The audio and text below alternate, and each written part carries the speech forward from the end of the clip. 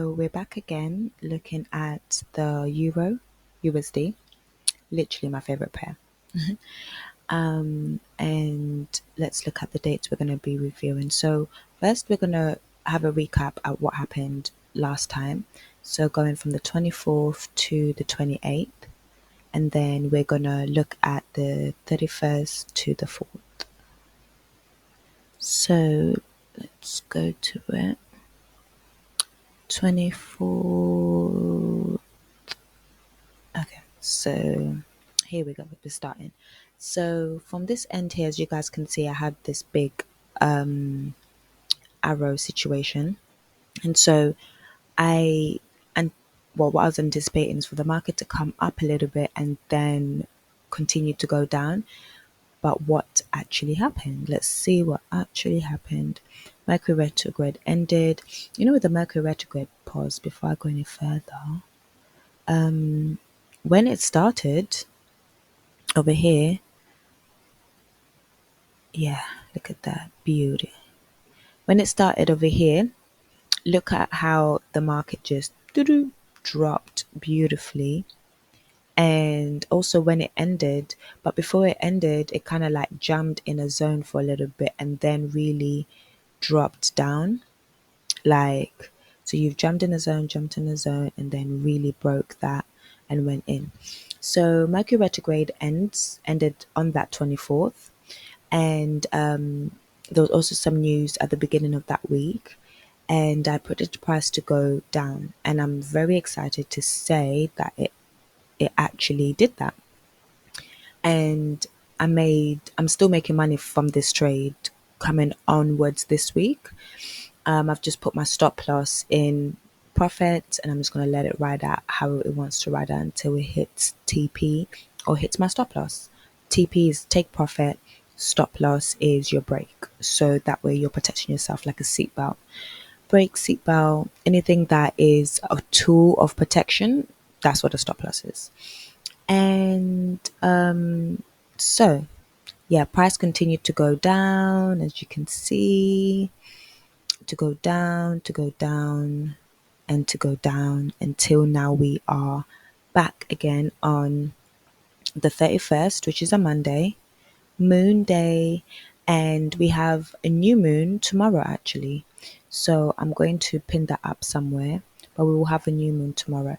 So this is what I predict for price to do, and I'm looking at this from an hour perspective. Like I said to you guys, I love trading binary. So with trading binary, you definitely don't have to be looking at an hour. You can look 30 minutes, 15 minutes, 5 minutes, really good. And then you can take your entry point wherever you need to take it. For those who are doing, traditional FX, then absolutely look at the hour, but I would say look at the 4 hour chart as well to definitely catch better trend reversals for that. So just definitely look out for those. And so yeah, price to drop a little bit, this is what I'm assuming, and then for it to shoot up.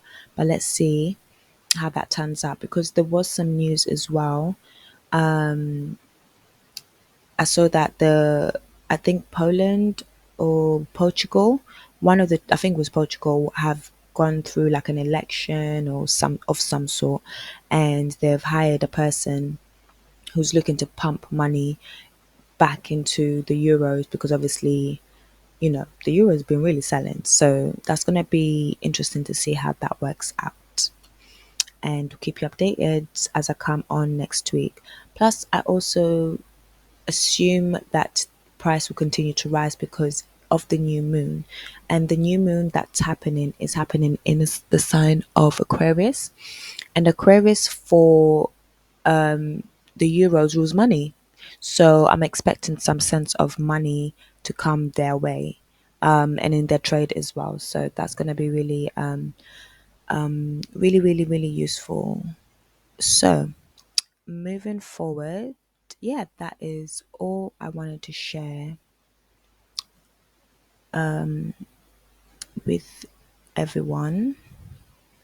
Much appreciated, and I hope you guys find this very useful. So for today, before I go there. For today, let's just review.